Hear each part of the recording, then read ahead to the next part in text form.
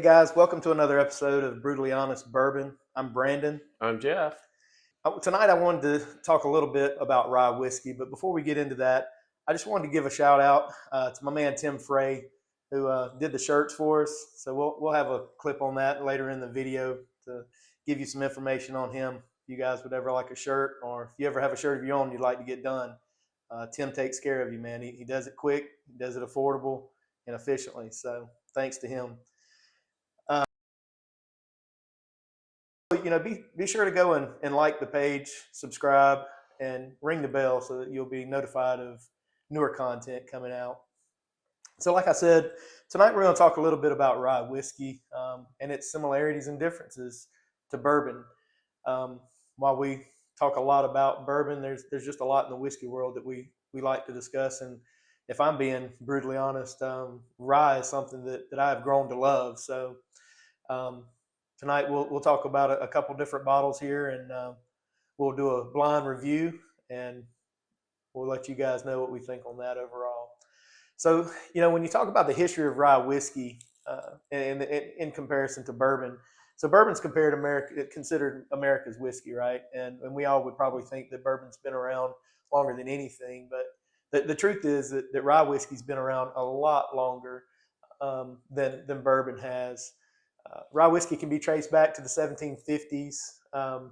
Basically it was just due to the availability to the grain, the conditions of the soil and the environment, and the way that it grew that grain. So, when we talk about rye whiskey, it's like, what is rye whiskey? I mean, what's the difference from bourbon? What's bourbon, right? So, bourbon is 51% corn. Rye is 51% rye. So while bourbon is going to have a primarily corn dominant grain base, it can have others behind that, and sometimes that is a rye, sometimes that's a wheat. So when you hear the term high rye, that's a bourbon that has a higher percentage of rye as a secondary grain base. But getting back to rye, 51% rye, and it's very similar to bourbon in the fact that it has to be aged in a white oak charred barrel, and it can be finished, but like a straight rye can't have any flavors added to it, nor can bourbon. So talking a little bit about the popularity of it back, way back when, just to give you an idea, in the 1700s, George Washington had a distillery that had 5 stills that could produce 11,000 gallons of whiskey per year. In 1810, Kentucky produced 2.2 million gallons of bourbon. Well, Pennsylvania produced nearly 3 times that much rye whiskey. However, rye whiskey would eventually decline in popularity, and prohibition didn't help by any means. Jeff, what are your thoughts on rye whiskey, and what are some of the things that come to mind when we talk about rye? Well, rye is a grain that has a stronger, more pungent, peppery, dark taste, a little bit more bitter in its character, and that comes through when you make whiskey with it. So you can get many of the same flavors that you get in bourbon expressed in a rye, such as fruitiness, but you also get a lot of baking flavors as well that come out. And if you are a fan of those flavor components, then you're going to like rye. But you have to be able to tolerate a little bit more of a tang, a little bit more of a dark bite than bourbon. You still can get sweetness, but rye is something that's experiencing a resurgence in the last several years, as Brandon said, that its popularity is coming back, and you're finding that the distillers are coming out with not only their first attempts, but second and third and fourth attempts at releases of ryes. And there's several different varieties of rye. Again, straight rye, flavored rye, things that are done to influence the flavor components in different directions, such as what kind of cask, what kind of wood, what kind of char, what kind of pre-treatment do they put in? Like, for instance, Hemingway is aged in barrels that are Oloroso Sherry cask, sherry, right? sherry casks That's right. that have been pre-treated with rum. So they're seeking to influence the flavors in those directions. But if you get into a straight rye like these Michter's over here, they cannot be blended. They cannot be influenced by any flavor components added. They just have to have the minimum 51% rye component and Have to be at least 80 proof. be at least 80 proof. And that's something that I think I confuse sometimes when you drink a rye whiskey, because it has that spice. Sometimes you'll feel like that's proof, right? Which obviously they range in proof. You have some that are higher proof, but I feel like that bite sometimes can be confused with that heat, that Kentucky hug, right? That's right. So there's plenty of different ways that ryes are treated, just like bourbon, that distillers are experimenting with.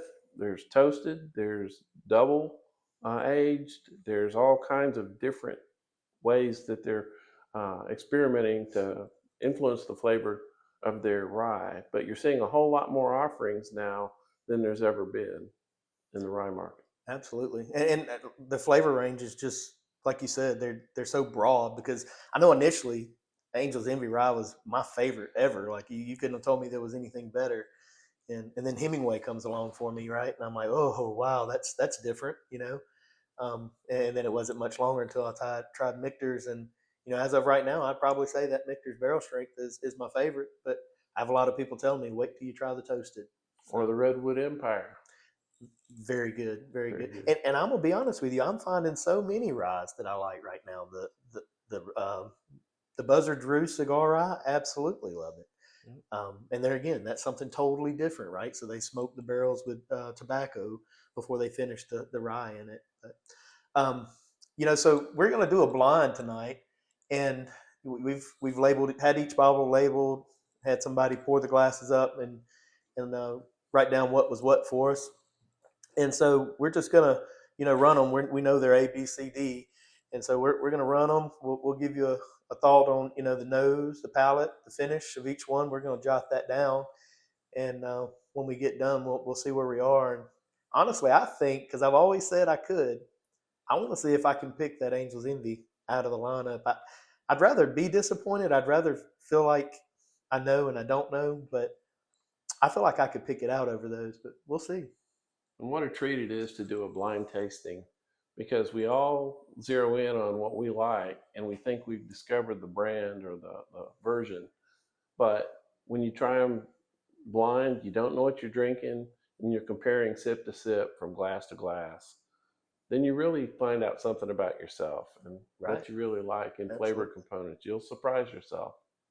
Well, let's get started, Jeff.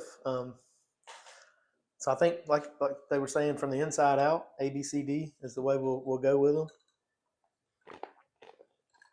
and we'll come back and forth. I'm sure. I'll probably leave a little bit there to compare the last two, whichever ones I think are in my top two there. To see Absolutely. who's number one for me. So we'll grab A here, unknowingly.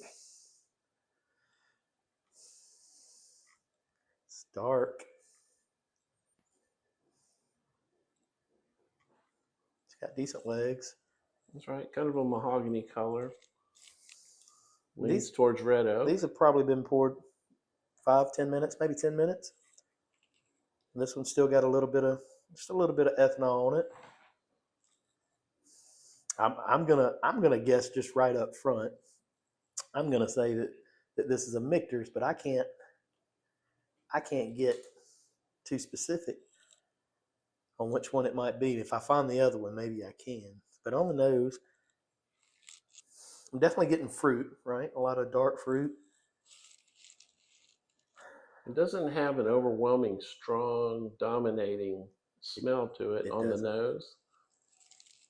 Definitely It's fruit. just sweet. But I'm not picking up like the typical dark sugars and stuff. I'm picking up fruit. Picking up a faint bit of tobacco on this.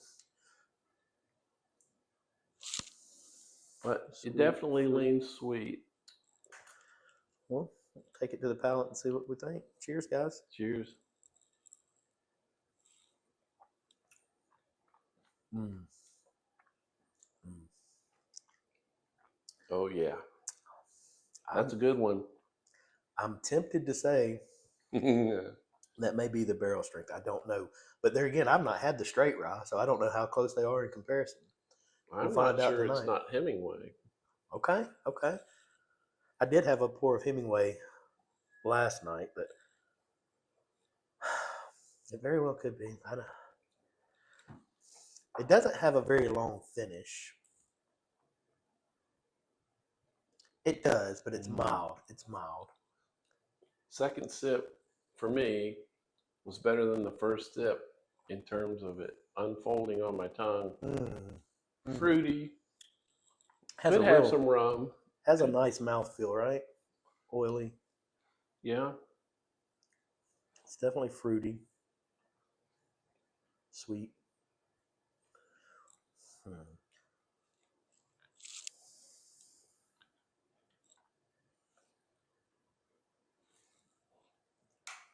Okay.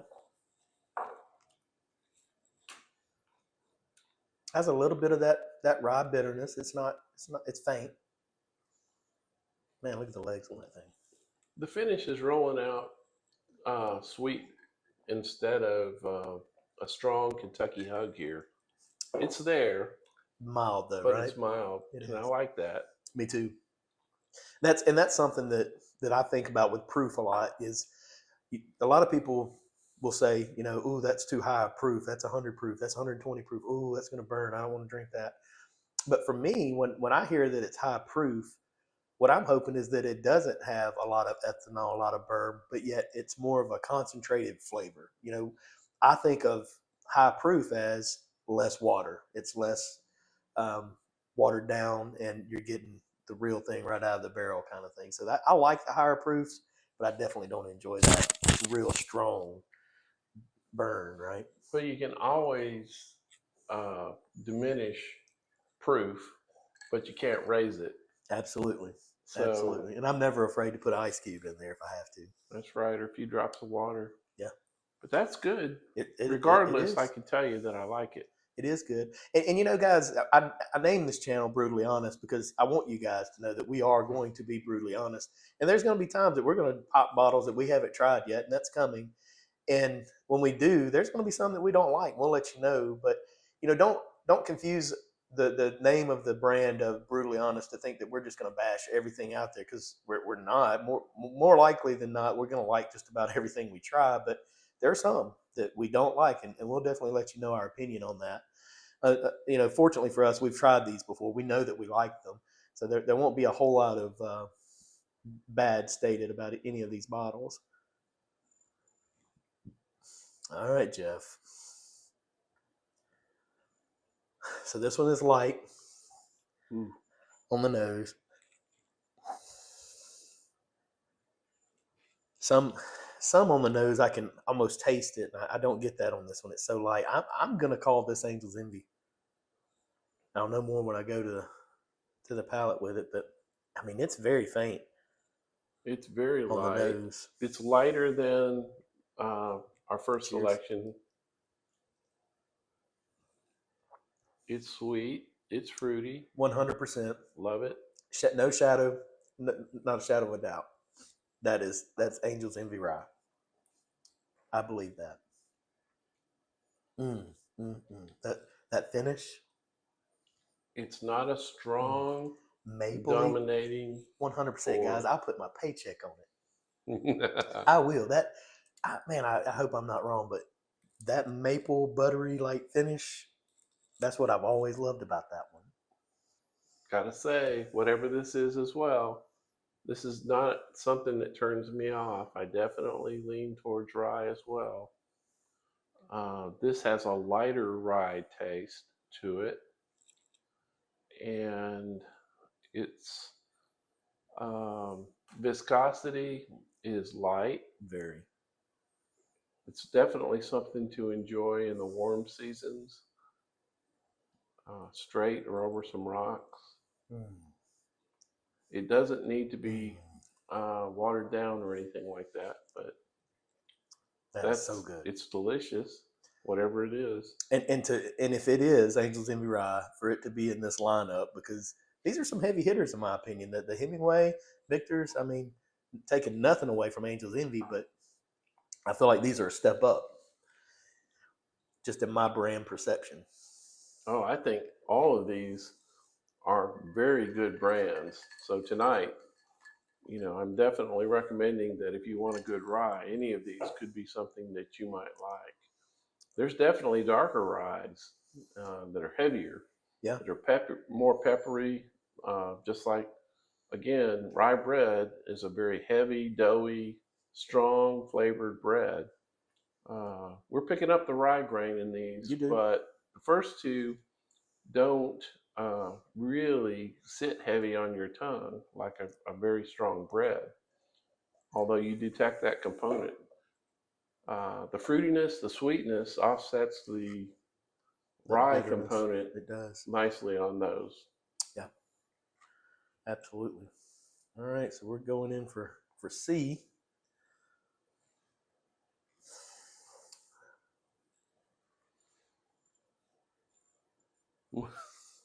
Oh my gosh. It's a little stronger on the nose than the last one that we just tried. In a good way. Oh yeah, but it's got body. Even more fruit coming off of this than the first two. I'm feeling like this one may be in Michter's as well. It's definitely got fruit, dark fruit. A hint of citrus. I'm not picking up breadiness. I'm going to change my mind on the first one. I think that's Michter's. I think this is Michter's barrel strength. So it's got body. Because of the body on that. Dark fruit. The body on it drinks sweet. Stronger than the nose gives you the hints. Yeah, it's got a good mouthfeel. This is a breadier one. It is. It is. It's got more of that spice. It's dark. I think of it almost like hot sauce. Like hot sauce may have a really good flavor, but you're going to get that spice on your tongue for a little bit afterwards. Yeah, right? It's a little peppery. It's got a little more bite to it than the first two. First two were smoother, whatever they are, but still delicious. The finish is fairly long on it. That's a much stronger rye than the first two. It is. Agreed. And without turning you off. And that's what makes me wonder if it might not be Hemingway, but I think it's barrel strength. I didn't think of Hemingway is strong. It's one of the. You don't? Mm-mm. I do, but you know why I think that? Because I came from Angel's Envy, and the next one I ever tried was the Hemingway, and for me, it had more body, it had more depth, it had a little bit more spice on it than the Angel's Envy. But I didn't have anything else to compare it to at that time, so I think that just kind of resonates with me. Well, it'll be really interesting to see what we come up with tonight. It's good. That is good. All of them are good so far. Can't tell you avoid any of these, brutally honest. Yeah, no. They all have different flavor components. And you've obviously got, going up in price ranges. You can find this probably as cheap as $75. You may pay $99 a bottle for this. This one you're going to find in the typically high $99. $70s to low $90s. When you get into the Michter's, you start getting over the $100 mark there. Man, I'm torn. That may be Hemingway.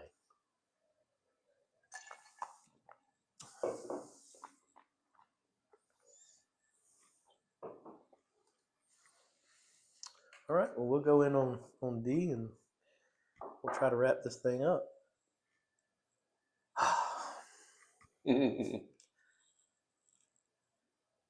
Light. It is lighter. It's a little sweeter. Sweet. I gotta say, I think that's Hemingway. I think this is one of the Michter's.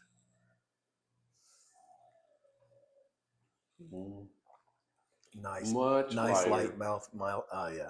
That's lower proof. That's definitely Hemingway. It's not barrel strength. This was barrel strength. A was barrel strength, I do believe. This yeah, is I think I detect the rum that Hemingway. You do. I think so too. And it has a totally different finish.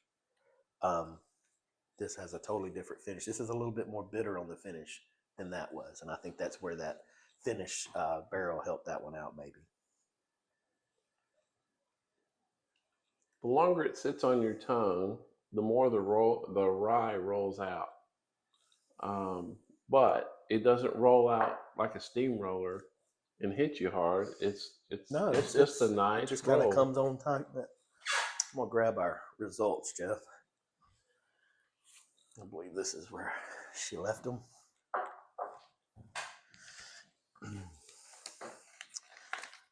We'll see if I can see it without. All right, well, so A is Michter's barrel strength. B is Angel's Envy Rye. C is Hemingway. And the D is Michter Straight. I actually guessed them. We nailed Hemingway. Right. We did. We did. And you know what we failed to do before I pulled out the results was to say which one we liked the best. And I'm still torn between. It's nearly a tie for me because I like things about all of them. If I had to choose, I think it depends on my mood between the Michter's barrel strength and the Hemingway. But Angel's Envy's right there with it for me. Huh.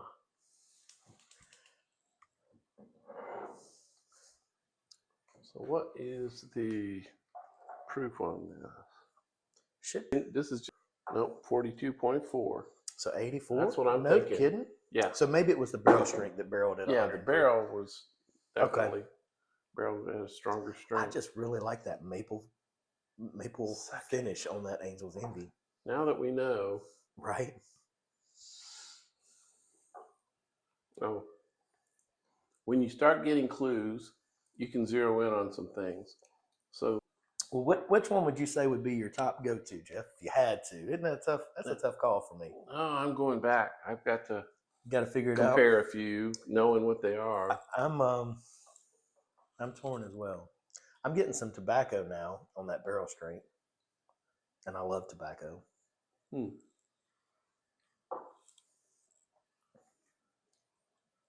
That Hemingway is just a lighter feel on the mouth.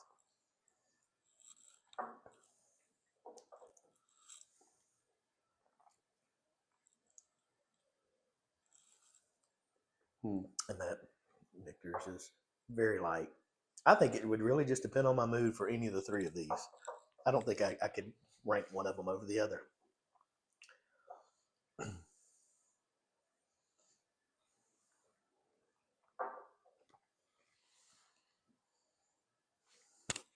Well, if you're in the mood for strong rye, the barrel strength is the one that hits you the hardest, that has the darkest flavor, and has more of a hug.